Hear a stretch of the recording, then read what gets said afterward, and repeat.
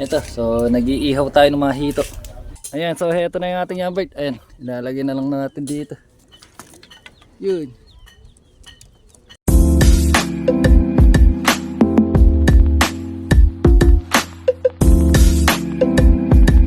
At ayan, so ngayong araw, yan. So hindi tayo nakapag-intro dun sa ating mga ibon. Ayan, so ngayon nandito tayo sa likod ng bahay dahil ayan. Ito, so nag-iihaw tayo ng mga hito. Ayan, so dahil malapit na umalis sila kuya, ayan, so nag-request sila ng hito. Ayan, so heto yung niluluto natin. So halos kakalagay lang nito. Ayan. So konti lang to dahil yung iba ay nilutong ginataan. Ayan, so dito na nga tayo nakapag-intro dahil ayan, ang init dun sa ating loft ngayon dahil tanghaling tapat. At yung update sa ating mga breeder maliban dun sa breeder natin na napisa na yung kanyang dalawang itlog, yung mga breeder natin na dalawang hen, ayan. So nangitlog na naman yung isa.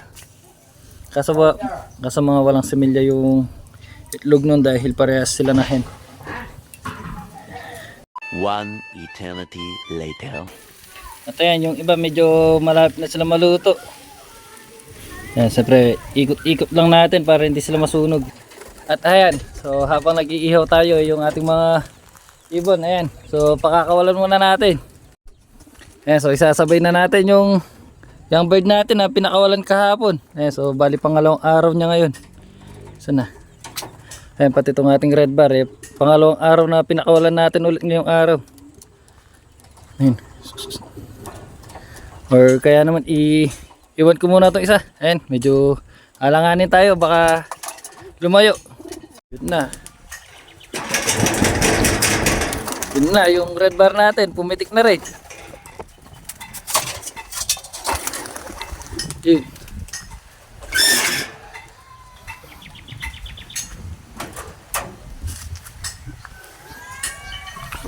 So isang natitirang yung bird natin dito, ayan. Mamaya na lang natin siya pakawalan kapag bumaba na yung ating mga young bird. Ayun na sila. Yun. At habang lumilipad yung ating mga young bird, ayan, so heto nga yung sinasabi ko kanina. Yan yung mga breeder natin dito. Ayan o, lumabas na yung ikalawang itlog nung breeder natin na hen. Ayan yung kaso wala nga similya to. Ayan. Ayan. Ayan, lagay na lang natin dito. Yung mga ibon natin, ayun, taas.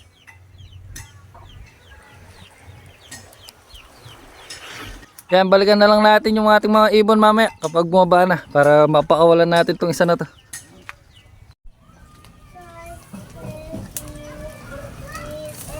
Ayan, so heto, malapit nang maluto yung ating iniihaw.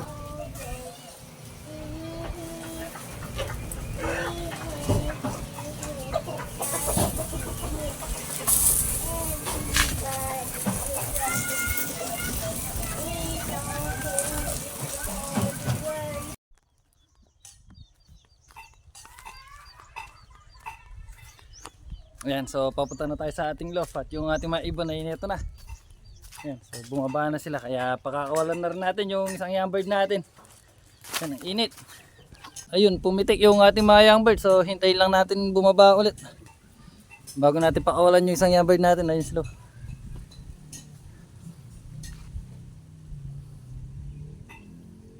Yun na. Yun. Yun na, yung ating mga young bird. Bumaba na. Hindi pa.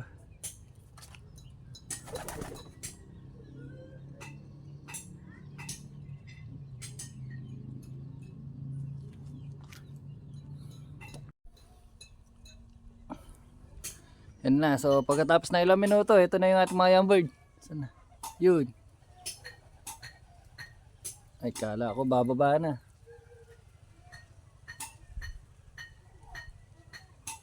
Yun, tumaas pa.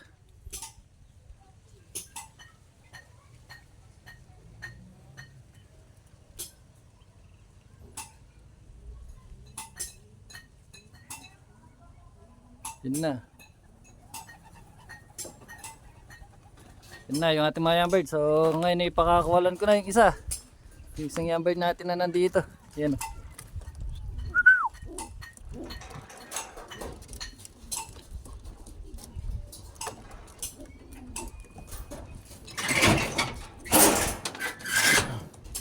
Yan, so kukunin ko na lang sa loob. Yan, wag ko muna siyang pakawalan dito sa ating release door. Baka pumitik siya bigla. Ayan, so heto na yung ating young bird. Ayan, ilalagay na lang natin dito. Yun. Yan. Yan, bali lahat ng ating mga young bird ay nandito sa labas. Yan, so heto pala, nandito sa taas ng ating mga stock bird. Ayun. Yan yung iba. Yan yung ating mga young bird. Yan, so balikan na lang natin mamaya. Ayun, so pumipitik-pitik na yung pinakawalan nating young bird. Ayun, oh. Ayun. So sana wag muna siyang lalayo. Ayun, meron pa. Lah, so meron pa lumilipad dito. Ayun.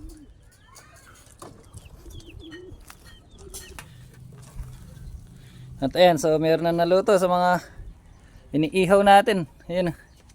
Ayun, sarap.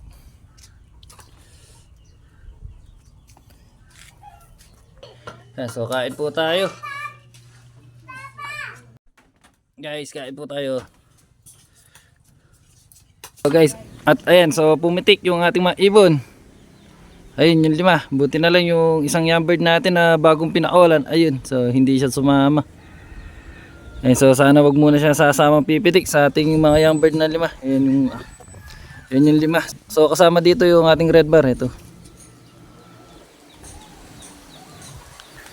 Yun. Yan, so paikot-ikot lang dito yung ating mga young bird at yung young bird nga nating isa, ayun. So nanonood lang. Yun na, so bumaba na. Ayan, so magandang hapon po sa inyo lahat. Ayan, so tapos na tayo magpakain ng ating mga ibon at ng ating mga alaga. Ayan. So pinapasok ko na nga yung ating mga young bird. Ayan, so di ko na nga nakuha na ng video yung pagpapasok natin sa kanila. Ayan, so medyo nahirapan tayo dun sa bagong young bird natin na tinuturuan. Ayan, dahil hindi pa siya sanay, matagal bago siya pumasok. Ayan. So ngayon naman, ayan. So magre-ready tayo ngayong gabi kasi mukhang uulan dahil ayun na, medyo madilim yung yung kalangitan. Ayan, tsaka kanina ay medyo kumukulog-kulog. Ayan, so kaya medyo magre-ready tayo.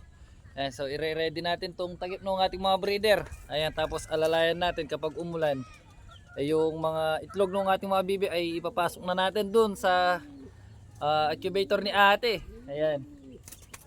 So ngayon total maliwanag pa. Ilalagay ko na yung takip ng ating mga breeder. Ayan, para sakali kung umulan man mamayang gabi ay hindi na tayo mataranta na ilagay yung kanilang takip. Ayan. So bago nga pala natin ilagay yung takip ng ating mga breeder, tingnan muna natin yung bagong pisang sisiw ng ating mga breeder dito sa cage number 3. Ayan.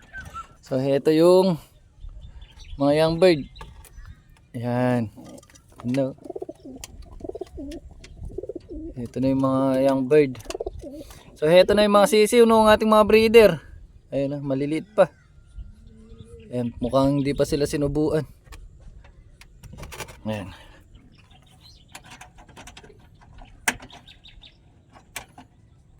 At kanina nga pala yung breeder natin dito, tinanggal natin yung kanyang itlog. Ayan, so heto.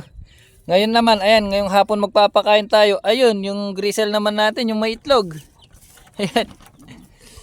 Ayan yung itlog nyo. Ayan, bali 3 itlog na yung nakuha natin sa 2 to. So may hinihintay pa tayong isa niyan kung ilalabas pa nitong grisel natin yung 2 itlog niya. Ayan, siyempre tanggalin na natin to para ayan, so ayun. Ayan. So tinanggal ko na para hindi na nakita ng ating mga breeder. Ayan, so lagay.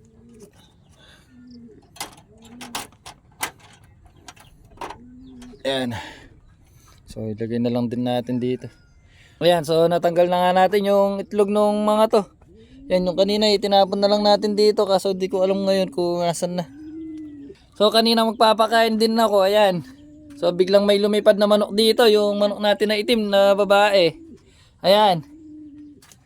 So nung magbibigay ako ng mga patuka sa ating mga ibon, ayan, sa mga bibi, ayan. So ito, so napasilip ako dito sa taas ng mga gamit ni tatay. Ayan ah. Ayan, so dito pala nangingitlog yung isang manok natin, yung itim. Ayan, so meron na siyang dalawang itlog dito. So hindi ko nga rin alam kung saan niya din itlog yung dito. Ayan. So ito, hindi na nadagdagan yung itlog dito. Siguro natakot sa mga daga. Ayan. Pero ngayon wala na akong nakikitang daga dito. Siguro naubos na. Or sana naubos na. Ayan. Ayan, so ngayon ilalagay ko na yung takip ng ating mga breeder. Kasi ayan, tignan nyo naman yung kalangitan. Medyo maulap. Pag ganyan kasi, ano na, parang gustong umulan.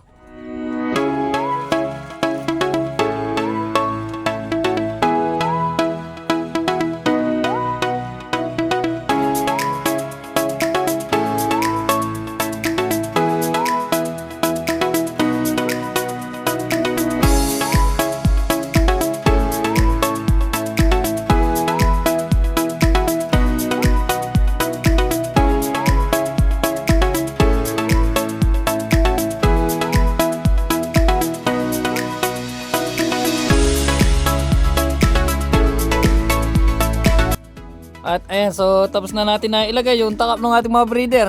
Ayan o. So kung titignan parang hindi na sila mababasa. Ayan, kaso may problema tayo. Ayan, parang marupok na yung sakong ginamit natin. Ayan, so dito natin tignan. Ayan. So tignan nyo naman o. Ito napunit na to nung nakaraan bago natin sinabi sa taas. Tapos ngayon, ayan, so nung hinila ko siya, ayan o. Malambot na pala siya. Ayan. Ayan. Marupok na yung sako na ginamit natin. Ayan. Kung sakali mang umulan tapos medyo malakas yung hangin, panigurado pa po ito. Ayun na. Ay, yan na sinasabi ko. Yan na. Pero sana wag naman umulan. Ayan. At ayan, so medyo nag-aalala pa rin tayo kahit may tagip na yung ating mga breeder. Ayan, dahil ayun, medyo marupok na nga yung nilagay natin sa ako. So sana kung umulan man, ay medyo mahina lang sana. At huwag sanang masyadong malakas para hindi tayo mag-alala masyado sa ating mga ibon. Ayan. Ayan, so alalayan na lang natin mamaya kung uulan ba. At para yung itlog ng ating mga bibi ay ano natin, mailagay agad natin doon sa incubator at para hindi mabasa. Ayan, so balikan na lang ulit natin mamaya kung sakaling umulan man. Ayan.